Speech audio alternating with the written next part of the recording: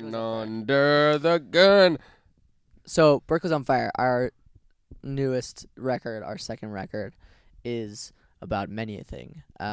First and foremost, we wanted to make a record that all different kinds of people could listen to. So each song could be fit on a different playlist or radio or burnt CD, whatever your preferred Floppy means. disk. Yeah, YouTube thing, whatever. Yeah, Floppy disk. Whatever tomorrow brings, we'll be there with open arms and open eyes. Different playlists of life. Well, no, each song fits a different vibe or a different person or a different type of music listener, and and we went into it 2 years ago when we were like writing these. We were like, that's what we want to do, and I felt like it worked. Each song captures a different synergy. Yeah, I think we started to incorporate just elements like we always liked.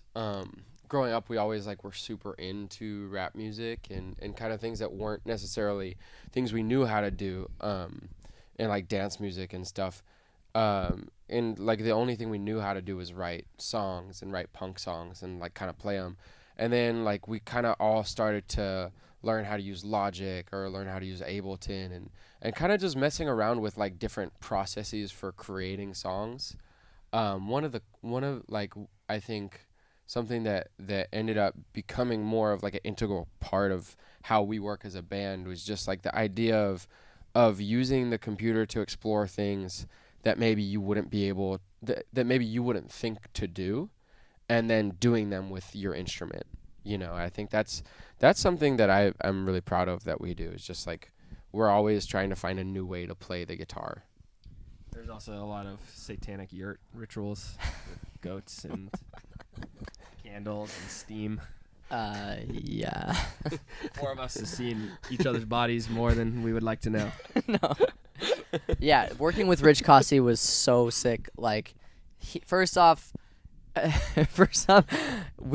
he really wanted. It's funny because like he kind of like showed us a lot of things, but then also like we were trying to teach him how to surf during this process because we were recording in Santa Monica.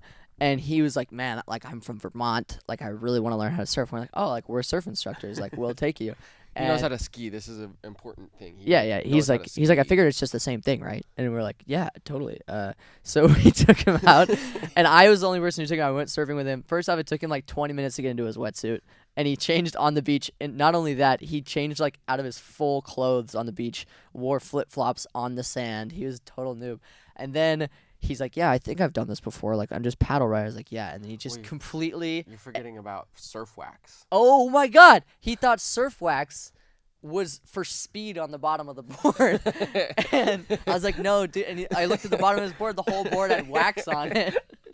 And I was like, dude, you put it on top. He's like, really? Like, this whole time? Like, that's why I've been falling? I was like, yes. Yeah, he's just slipping so hard off the top. So just he's like, why can't I grip? So we had a fun experience with him. I mean, obviously in the studio, he was like insane, and we talked about politics every day. He really just like pushed us in so many different ways. But it was fun to kind of like try and bring him into our world as well. It was crazy because like we'd be talking about music and like we'd be on the same page, and all of a sudden he'd call in his engineer and he'd be like, you think you can flip the phase on this mic here in rack B of like 32,000 bits, and like it was like, oh, I don't. yeah. So it was fun. April in Houston is about a lot of different things, but it's mostly just about how to find a way to grow up in a way that doesn't feel like selling out or feel like you're going back on values that were really important to you when you were younger. And the first line is my train just caught on fire, because we were playing in Houston at some venue. Walters. It was not. Oh, it was Walters downtown. And don't ever question your brother again. Got that right. And a train caught on fire, like right next to the venue, and then I was like, oh man, like explosions. But fun fact, it actually all happened in Austin, but A&R told us Houston sounded better. So. Yeah, try to say April in Austin. Pete was like, Pete, do it in Austin, it'll be better. Just kidding. Okay, so we got together with Hurley, and because they've been so cool to us for so long. We did our record release for Drive North at the Hurley warehouse, and we actually wrote Palm Trees at Hurley a long time ago.